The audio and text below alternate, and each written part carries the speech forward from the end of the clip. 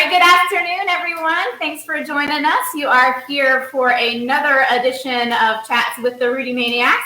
My name's Alexis. I'm with Rudee Tours. And my name is Christina, and I'm with Maniac Company. This is Dudu Brown. I think you all know him by now. And below me is our special guest for today, Katie Register. Katie, you want to go ahead and tell us a little bit about you? Sure. Yeah, well, thank you both for inviting me to help your little chat here today. So I'm Katie Register. I am Executive Director of Clean Virginia Waterways, which is a program of Longwood University right in the middle of Farmville, Virginia. And we've been working on marine debris issues for 25 years. This is our 25th anniversary. And we get lots of citizens involved with going out and picking up litter along rivers and creeks and beaches, and also collecting data as part of the International Coastal Cleanup. And then we work with that data with lots of different partners to come up with solutions, ways that we can decrease the amount of trash that's ending up in our rivers and our waterways to the ocean. So we are really excited to be here today and talk more specifically about one very deadly type of marine debris, and that's balloons. And of course, the attachments, because most balloons that are released intentionally also have attachments, which we're going to talk about in a second. Awesome. Well, we appreciate you joining us. I see a couple of folks are signing in. As you are, give us a shout. Let us know that you're here, where you're watching from. We do have a sponsor for this week's chat. That's Virginia Beach Fishing Center.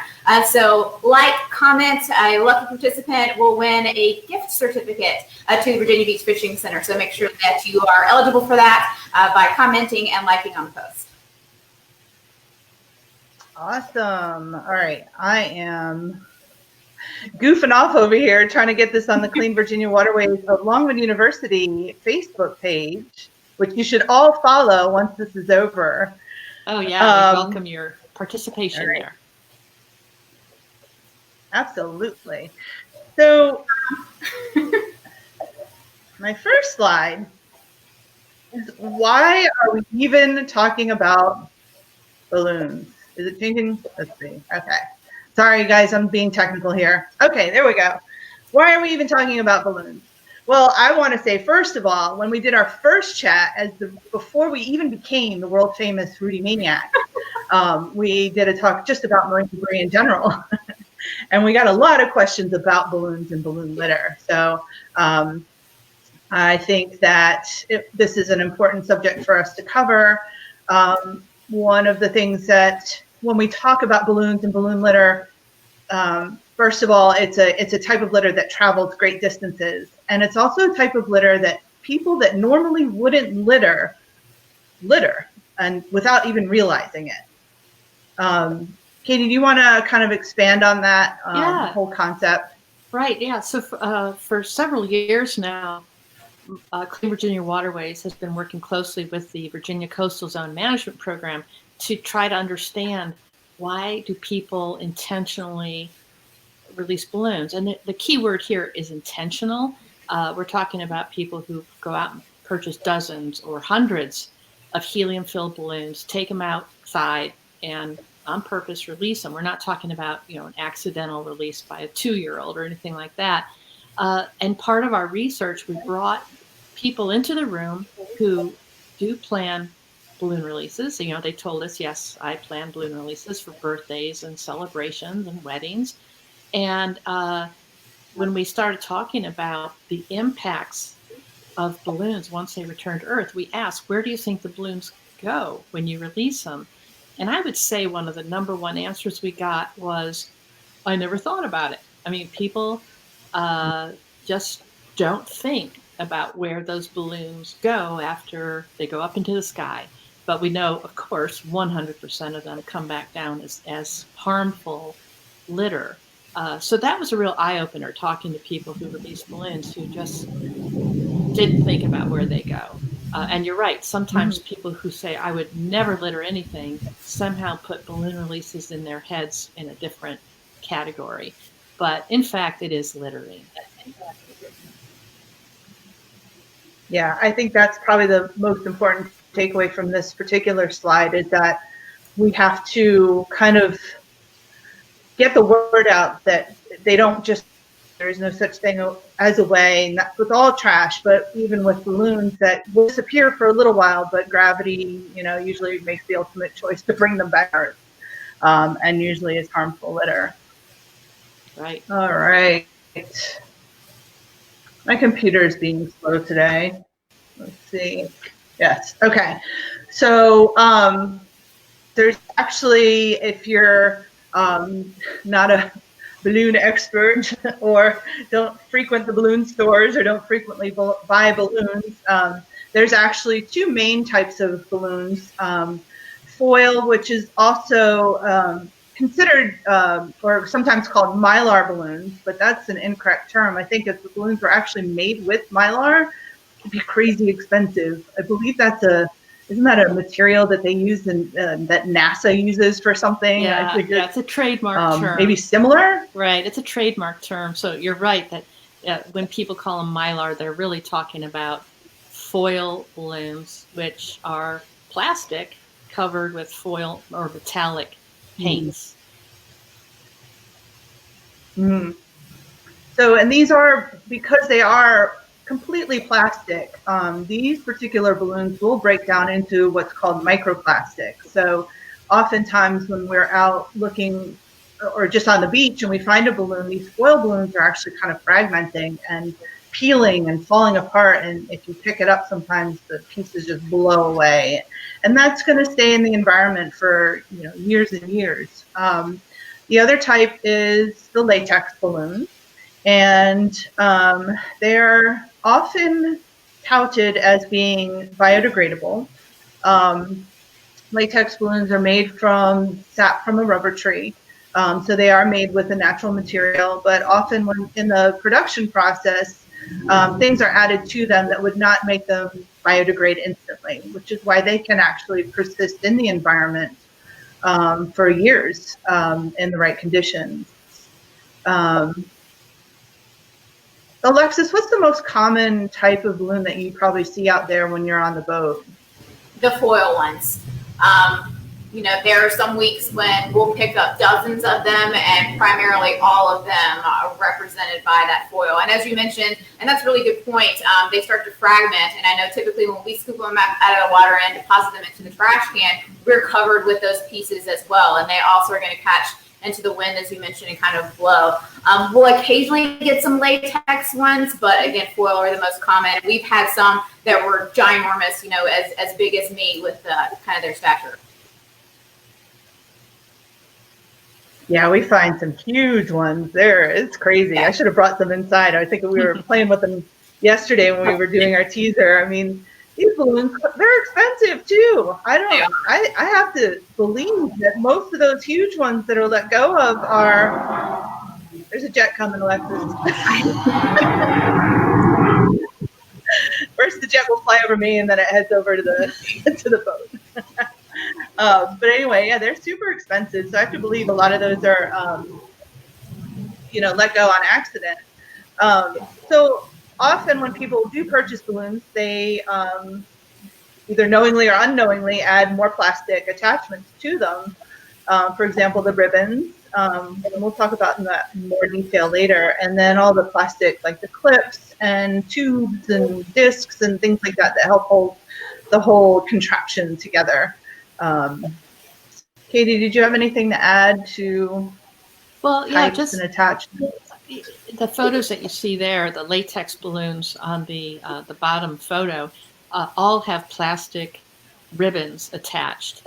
And I once saw a photo of a bird that had gotten entangled in not a plastic ribbon, but a piece of cotton string. So all I could imagine is somebody thought, oh, it's okay to release latex balloons with cotton strings because they're biodegradable, but it was deadly. It was deadly to that one animal. But our research shows that most of the balloons do have plastic ribbons attached to them. And like you say, the clips and the valves, a lot of times to fill a balloon quickly with helium, there's a plastic valve that's stuck into the balloon that then seals off the thing. And so yeah, we get all kinds of different kinds of plastic attachments. Yeah, and to go back to the whole biodegradability thing, a wise man once said, biodegradable does not mean digestible. So you wouldn't throw a biodegradable newspaper on the ground, or we pick up our biodegradable dog poop. Just because it's biodegradable doesn't mean that it's okay to litter that particular that is a object. really good point. That I think a lot of people think biodegradable equals not harmful to the environment, and absolutely, litter is litter no matter what it's made out of. Okay, so Katie, this is definitely your slide. This was a study that Clean Virginia Waterways kind of led, I believe, with Coastal Zone Management Program. I'll let you talk. Yeah, right. So the Coastal Zone Management Program here in Virginia got a grant from the NOAA Marine Debris Program to better understand this source of marine debris. And it had many components, but one component of our research, we asked, why do people release balloons? What is the reason behind them releasing balloons? And we found that the largest, as you see, 50% almost of the balloon releases that we tracked were done in conjunction with memorials or funerals. And most of those were memorial services, celebration of life events 3 months after someone died, or 1 year anniversary of a beloved one's death. So balloon releases, 50% or so, were what we call sad events. And then the other balloon releases were in conjunction with happy events. The biggest happy event that we found for balloon releases were weddings. Mostly this would be the send-off as the bride and groom, or the couple are leaving the wedding, that people would release balloons, family and friends. And that was a really key finding, that weddings were such a big source of planned balloon releases. Other events included fundraisers or events to raise awareness, like, oh, we want people to be aware of this charity or this fight on a certain disease. And they would often include balloon releases in their events to get the media to show up, to get a TV station to come and do image and put it on their news. We also found them at sporting events, store openings, realtors, all kinds of people release balloons. Sometimes it is the main event, and sometimes it's like the end of the day. The car salesman goes and just cuts salt ribbons to all the balloons on the cars. So yeah, this was a nationwide data, but then we also did a survey with thousands of Virginians, and we found that it's very similar. There's very similar reasons why people release balloons.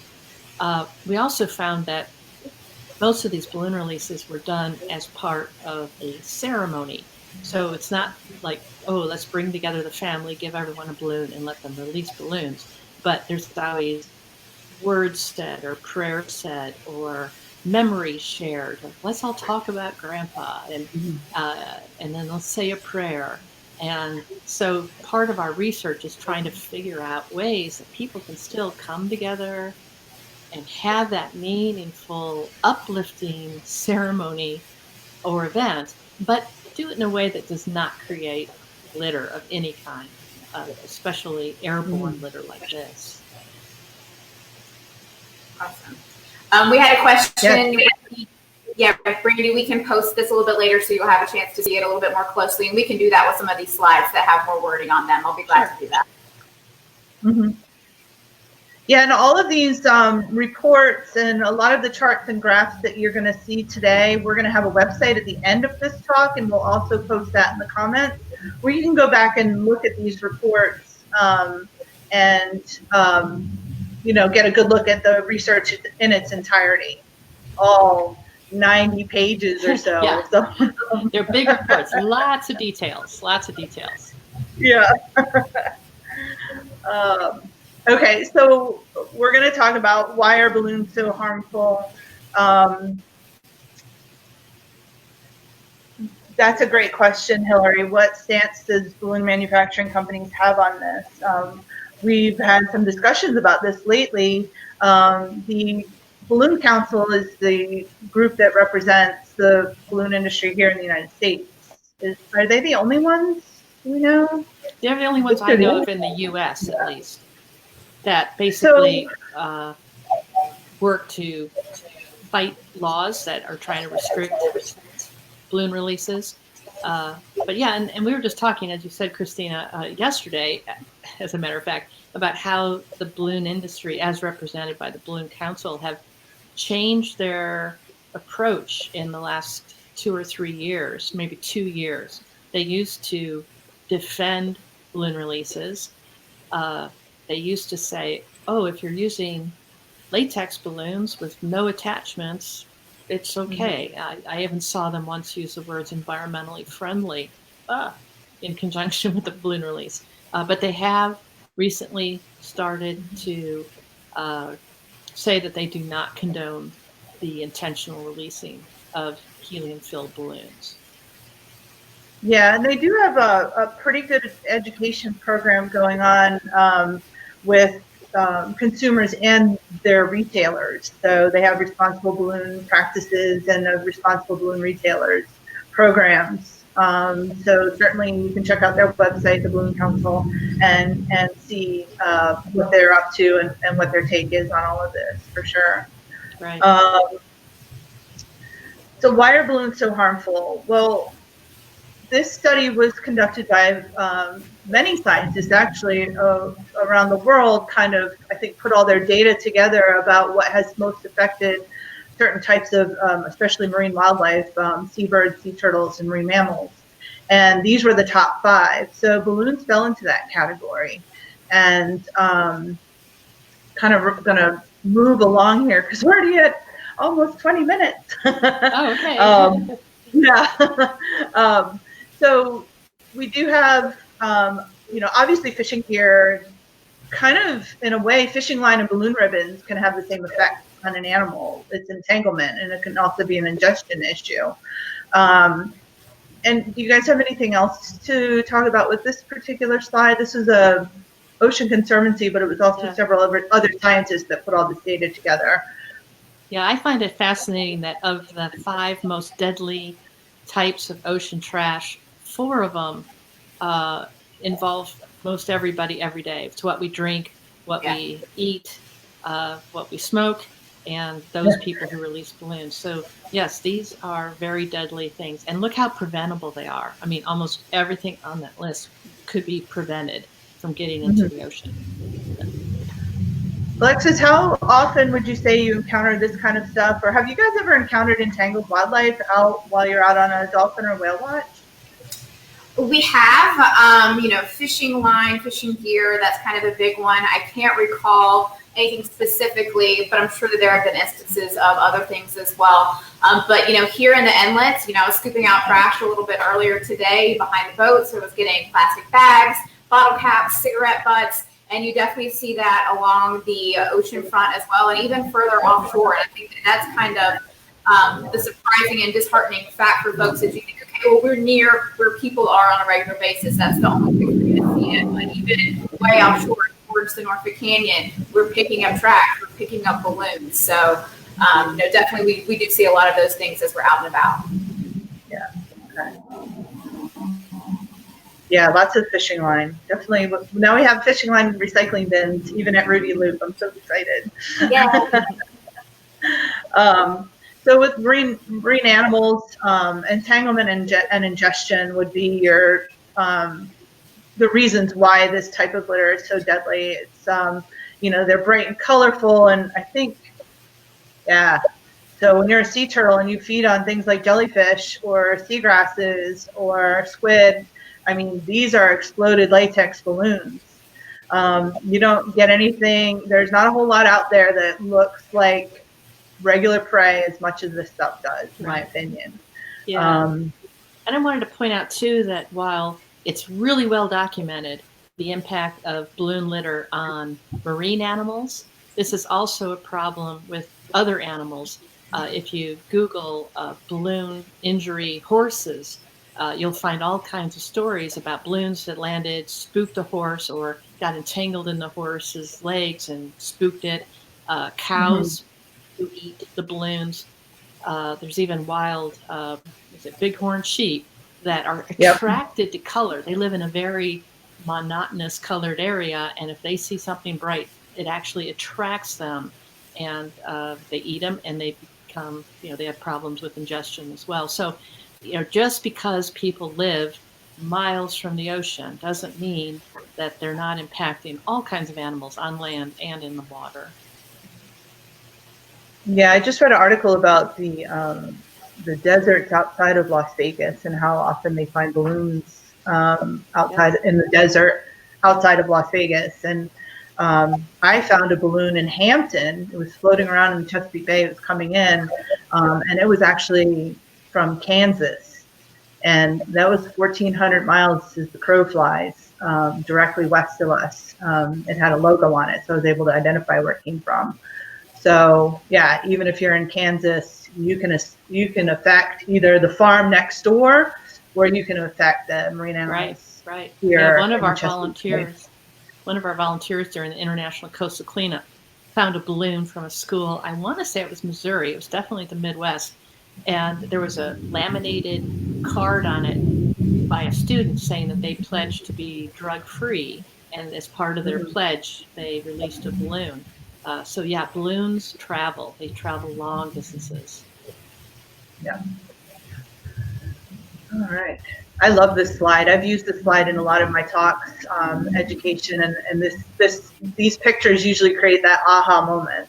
Like, oh, yeah, it really does mimic prey. The other reason balloons are harmful.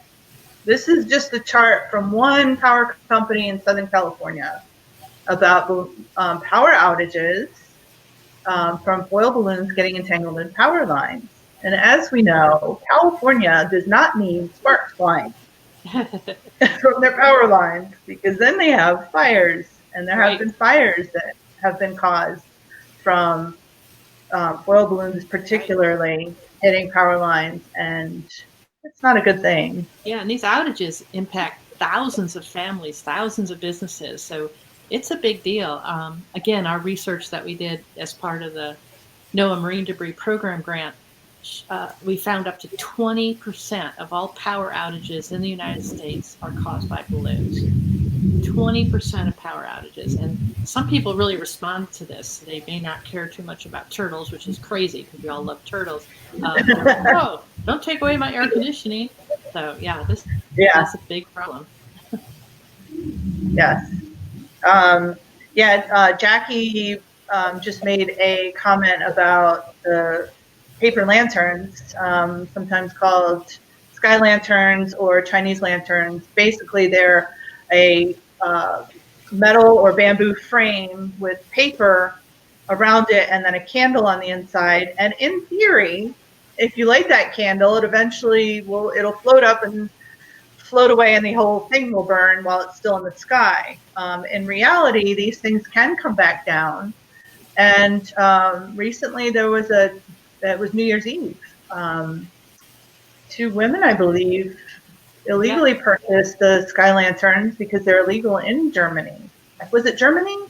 Yeah, I think it was actually illegal in Germany. They let it go, and it landed on a zoo. And Yeah. I'll let you research the rest of that story, but you can imagine it didn't end well for a lot of animals. I found a half-burnt sky lantern in the dunes down at Falls Cape State Park several years ago when we were doing a survey. There have been other incidences of these things starting fires. And they're actually illegal in 29 states, as far as I know, in the United States. So you have no control over them once you let them go. If that wind shifts, or if you're not paying attention to the wind and the weather, they can so easily come back down and start a fire. Yeah, not only is it litter, it's litter on fire. So don't do it. It's just not a good idea. All right, so we wanted to talk about a few projects going on, mostly here in Virginia, but there are projects going on all around the world about this type of litter. But Katie and I, have you ever had that friend that you get together and you come up with these ideas? I know, I have a friend. Where are you? right there. That's why we're even here today. You come up with these ideas and you say, hey, let's see what's going on out there. So we created this website, virginiaballoonstudy.org, and it was just a Google form and a Google website, and we put it out there. We had no funding for it. We just kind of made it known that it existed, and I haven't checked recently, but I still get reports from mostly like park rangers and biologists, and we just started collecting data on balloon litter in Virginia and got well over 1,000 reports. And I just wanted to share a little bit why we did this. So one year we were looking at the International Coastal Cleanup data. So the International Coastal Cleanup is organized worldwide by the Ocean Conservancy. And here in Virginia, my organization, Clean Virginia Waterways, organizes it. And we were looking at the data, Christina and I, and we saw that there were, now this was about 8 years ago, we saw that there were somewhere around 1,200 balloons found statewide, because the International Coastal Cleanup involves cleanups that are inland as well as right on the coast. And so we had like 1,200 balloons statewide, but 900 of them were found at one site, and that was Chickateague National Wildlife Refuge. And so then we started looking harder at the data, and we realized that balloons are disproportionately accumulating in the coastal environment, which makes sense. They float through the air, they land in the ocean, and then waves and wind bring them to the shore.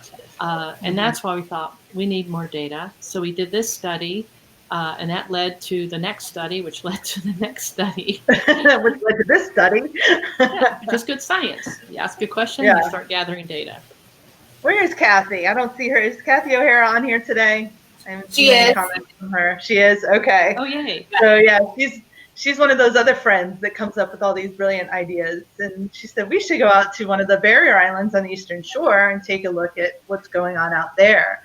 And we did, and we went to Hog Island, and I want to say we picked up 180 balloons that day. I think I'd brought like 2 pieces of paper, and we were like furiously trying to write everything down. And I had some sea turtle data sheets with me also in case we found one while we were out there, and I was writing in between all the data points, and just, it was crazy. And we ended up coming back with 180 data points from that survey. And that was before we even developed our balloon dar, where you can be walking in a straight line looking forward, and all of a sudden you turn your head because you just know there's a balloon there. And there it is. That's when you know you've hit the next level of being a balloon litter. Crazy person. But anyway, so we started with that survey, and we decided to keep on looking, and eventually it turned into a protocoled survey, and Coastal Zone Management and Clean Virginia Waterways, how do I say this, got involved and wanted us to continue doing this in a more consistent manner. And so for a while we had 5 sites, and we would try to monitor them at least twice a year. So this was from a report that was 2013 to 2017. We did 46 surveys. We walked more than about 111 miles of beach, and picked up more than 11,000 pieces of balloon litter. It was balloons, balloon ribbons, attachments, things like that. It's interesting that Alexis earlier said that they're seeing mostly foil, where we would see more latex balloons on the beaches. So I wonder if once they've deflated or burst, if they're not as visible from the boat, or maybe they're laying lower in the water column where you guys wouldn't see them as much. I'm not sure. Yeah, would make sense. Yeah. And then balloons with and without plastic ribbons. Most of the balloons, or the majority of the balloons that we would find, had ribbons attached to them. And it's very common also to find just ribbons. And sometimes they would have like a little piece of tape on the end, so you knew it was at some point attached to a foil balloon, or it would have a knot or a nub or one of the little discs or something like that. So the balloon has gone somewhere else. So, Katie, did you want to add anything more? I think this. Oh no, this is the good one. So when we could, we would bring volunteers with us when we surveyed 4 balloons, and the volunteers would record all the litter, other types of litter that they saw. And we still, in most cases, came up with numbers that showed that on these remote ocean-facing beaches or Chesapeake Bay-facing beaches, that balloon litter was in the top 3, really. Sometimes there was a lot of construction material or plastic bottles. But we had many surveys where we would average more than 100 balloons in a mile. I think the most was over 200. One survey you did had over 200 balloons in 1 mile. Yeah. It's crazy. And that always happens when there's a lot of biting flies and no wind and it's 150 degrees outside. Yeah, this is an amazing data that you and Kathy collected. Just amazing. Yeah. And you can download this report also. The very last slide shows you how to download reports of all this stuff we're talking about. Mm-hmm. Oh, let's see. So we were also involved in another marine debris survey and study project. And this was, we were monitoring for all debris. In the last study I showed you, we were just looking at balloon debris. And we were focused on balloon debris, but we were looking at other litter. This one we were looking at all litter all the time. And this study lasted a little more than 4 years. We have 4 sites. We went to those sites once a month at low tide. No matter the weather, no matter the bugs. And we had some great volunteers. There's Glenn and Jennifer. Are they on here? Surprised they're not on here if they're not on here. And we kind of came up with similar numbers. I think the difference here is that a couple of the beaches that we surveyed were closer to higher population areas. Right. So like Grandview Nature Preserve. I saw too, somebody just posted that their top 2 items that they find during their cleanups include cigarette butts.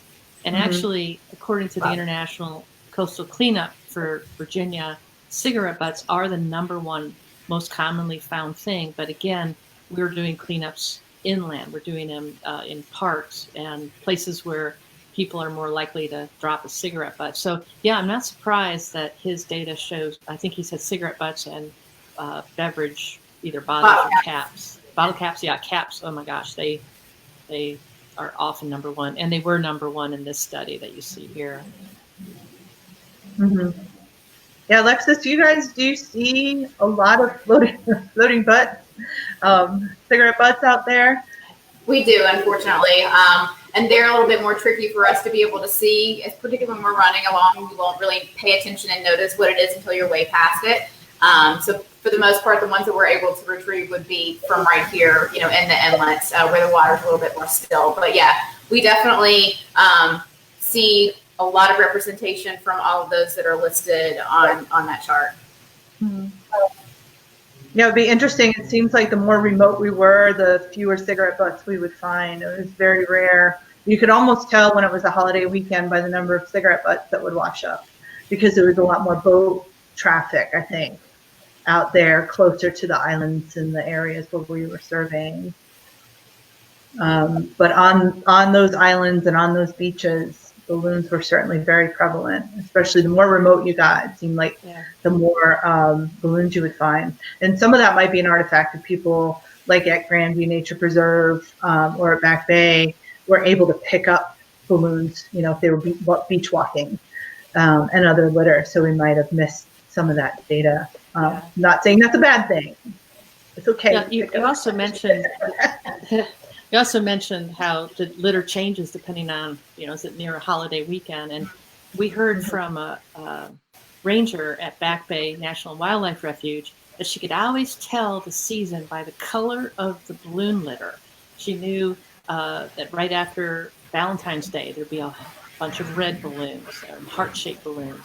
And so that's something that Kathy O'Hara and Christina looked at in their litter also.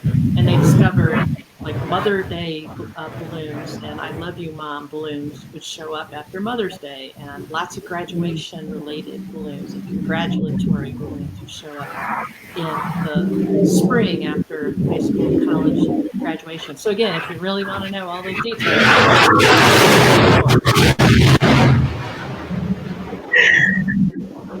That's a big one. That was a big one. I can hear him here, but he's very distant. yeah, the Jets of Virginia Beach. Freedom. Yes, definitely seasonal findings. Mother's Day is coming up, so how about we keep those balloons grounded if you're going to have balloons. Yeah. And we know most graduation ceremonies aren't happening this year, but I'm sure a lot of you are still going to be celebrating if you're graduating. So again, it's just not a good idea. We find tons and tons of graduation balloons after, starting in May and June. Often colleges are using balloons. I think the kids will hold on to a balloon so their parents can find them while they're during the ceremony. And then at the end, they let them go. So it's not necessarily organized by anybody. It's just the way it is. So if you're going to use a balloon, maybe even get one that's inflated with regular air and put it on a stick so it doesn't get away from you. I also wanted to bring up something. I'm sorry, Christina. No, you're fine. You're fine. You just reminded me of something else, something that a bunch of us are concerned about. So this Mid-Atlantic group that I was talking about has recently done a press release urging people not to plan balloon releases in conjunction with COVID-19 memorials and celebrations. Like, hey, we're out of quarantine, let's do a balloon release. No, we're really concerned that there's a lot of postponed memorial services for families. And when we're finally allowed to come together again, we are hoping that families will focus on ceremonies that make people feel good. Again, sharing the memories, holding hands, singing songs, but not releasing balloons and certainly not sky lanterns or anything else. So there's actually a website that a number of us have been collaborating on. It's called preventballoonlitter.org. And we're offering lots of alternatives. There's lots of things that people can do, like dedicate, and actually I think we've got a slide coming up on this, so maybe I'm jumping the gun. But I just wanted to get that out there, that there are alternatives when it comes time to celebrate things or to have memorial services. Absolutely. So like I said, there are other balloon-related projects outside of Virginia. These are a few that I've seen and kind of followed. Balloon Roundup, I think, is a kind of an Instagram, Facebook-based out of Maryland. And so if you find a balloon, you post a picture of yourself, and they're counting the number of balloons that they're getting tagged, that are getting photographed and where they're getting tagged. University of Michigan, there's a woman that works in their environment and sustainability department, or she's a student, and she has this wonderful data collection thing going on for the Great Lakes, and they're getting some crazy numbers up there. I'm going to skip to the Blue Ocean Society, Katie, because I want you to talk about the Mid-Atlantic surveys that are going on right now. But Blue Ocean Society, Alexis, have you heard of this one? I have. Out of New Hampshire? Do you know anything about? All I know is they collect data while they're on the whale watch boats. Do you know anything more about that? I don't. I was trying to figure out what specifically they did with the data, and I wasn't able to locate that. But other than what you have here, just that they do so. Yeah. So they collect the all litter data while they're out doing whale watches. And again, they're coming up with balloons as being the most common thing floating around while they're doing their whale watch trips. But yeah, there's a Mid-Atlantic effort going on now. Right. So part of a 3-year grant that the Mid-Atlantic Committee on the Ocean got from the NOAA Marine Debris Program. So through this grant, 5 states are working together to increase people's awareness about balloons and trying to change their behaviors, basically reach them We're working with zoos and aquariums to help get the message out to the public.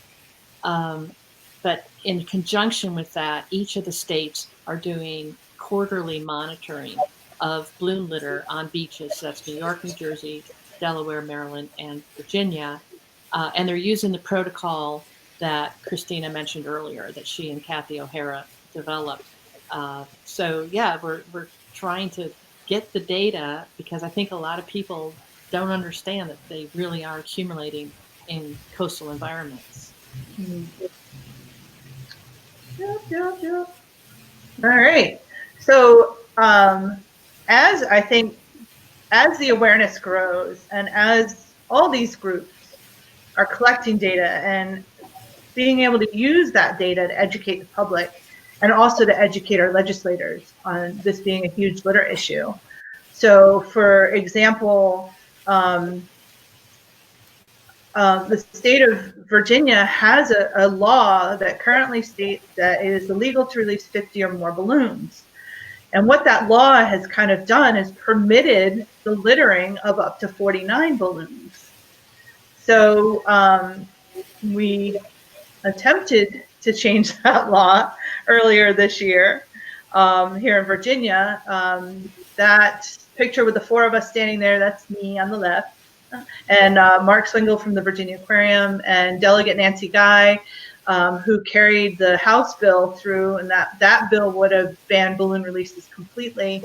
And Laura Hubbard, who is an amazing environmental steward for Virginia. She does so many things, and she was up in Richmond for the entire General Assembly working on environmental issues. And then there was another bill by Senator Jen Kiggins, and she was trying to get that number down to 1. Unfortunately, both bills didn't make it out of committee. So we were encouraged to try again next year. And yeah, Justin, so we're totally want to get that number to 0. I know Florida has that 10 or more, which is certainly better than 50 or more. But we really strive to get that number down to 0. And in my honest opinion, I think we just need to get rid of the balloon law as it is and just add balloons to the litter law. That's a good because point. it is in fact litter. Yeah, every state has a litter law. I want to point out too, more and more communities are passing laws and local restrictions on not allowing balloon releases. Every state park in Virginia now mentions it as, it's litter too. And Maryland did pass a law out of its House and out of its Senate, but I believe as of today, it's not yet been signed by the governor. So hopefully it will be signed by the governor. But yes, so there is more awareness that we can change behavior either by getting people to say, I'm the kind of person that's not going to litter balloons, or we change behavior with laws and policy. Mm-hmm. Yeah. What else? Okay, so this is the website that you had mentioned earlier, preventballoonlitter.org. And this website, it's out and about. We're working on improving it right now, and it's got all kinds of balloon release alternatives. Katie, do you want to, and this is the time where those of you that are listening in, we want to hear your alternative ideas. That's why I didn't list them. Sometimes when you make a list and people don't think of anything more creative than what's already on that list, if you know what I mean. So if you have any ideas for alternatives, please put them in the comments. We'd love to hear them. And we would definitely add them to the website. We know that sky lanterns are not a good alternative. Right. Yeah, some of the things that we do say, and we understand that one alternative doesn't fit for everything, like blowing bubbles at a wedding. That's fun. That could work. But at a memorial service, you might want to think about dedicating a park bench with a plaque with the name of your loved one, or planting a tree or planting a garden. So we definitely would love to get all of your ideas as we make this website stronger. But check it out now and check it out in about 3 weeks. Hopefully it will be more robust by then. Alexis, you all have, will charter your head boats for weddings and memorials and things like that. Is that correct? And if so, have you seen any like cool kind of ceremonial type things that have happened on the boat? Not that I can think of. I know when I first started, a lot of people wanted to incorporate balloons. They would tie balloons to the outside of the boat and things like that. And over time, we've been able to kind of phase that out and make sure that that's not happening. Sometimes folks will have them inside, we'll pop them and put them away if that's the case. But I haven't really seen anything crazy cool other than some of the ideas that we've had and suggested, like bubbles. Yeah, I can't think of anything.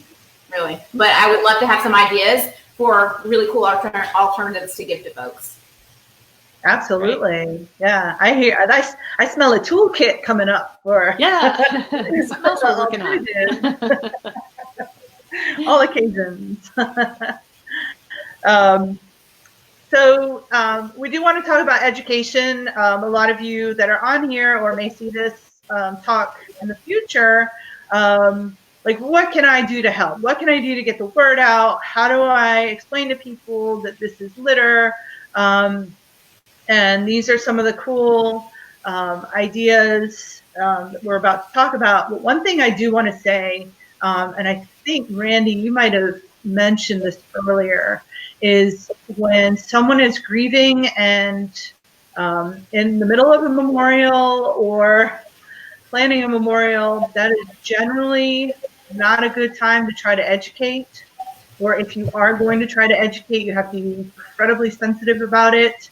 I've seen, especially like on Facebook, where people are talking about how they're going to do a balloon release to memorialize someone, and a lot of people will come in and please don't do that. You're going to kill animals and things like that. And some people will listen and understand that. Some people will get very angry and never listen to you again. So just be very careful, especially when you're talking to people at times of grief.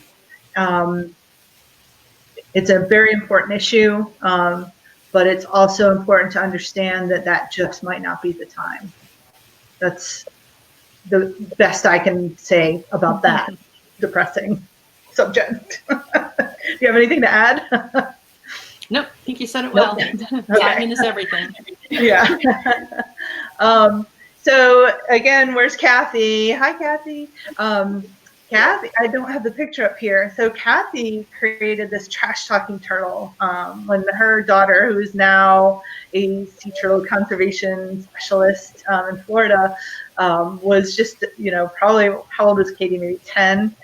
They created their first trash talking turtle. But these are just great little sculptures that elementary school kids up to full-grown adults can, put together just using old, using old cardboard boxes and chicken wire, and you need some glue and some zip ties, and you've got yourself a trash talking turtle. When we first did these, and Kathy's daughter actually in high school, those kids up there on the top left they did 4 trash talking turtles, and they put them at Back Bay National Wildlife Refuge, Eastern Shore National Wildlife Refuge, and Chincoteague, and then First Landing State Park on their visitor centers, and they had pledge sheets that people could sign to promise that they would never release balloons. Somewhere I have a picture of the stack of pledge sheets that they got at Eastern Shore National Wildlife Refuge at their visitor center. She probably had 10 or 12 of those poster boards just absolutely filled with signatures. So it's a very effective way. You put them in your school, in your library, places like that. And there is a manual available on the Virginia Aquarium website on how to make a trash talking turtle. And if you need balloons, I have some in my shed. Kathy, I have some in her garage. Katie, I don't know how many bags of balloons you have. We have a bad habit of saving them. I'm not sure why. There they are. Look at all those balloons.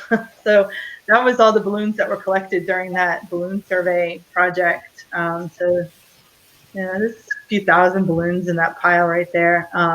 Keep Suffolk Beautiful actually took them off our hands and created 2 beautiful sculptures with a local high school welding team and an art teacher.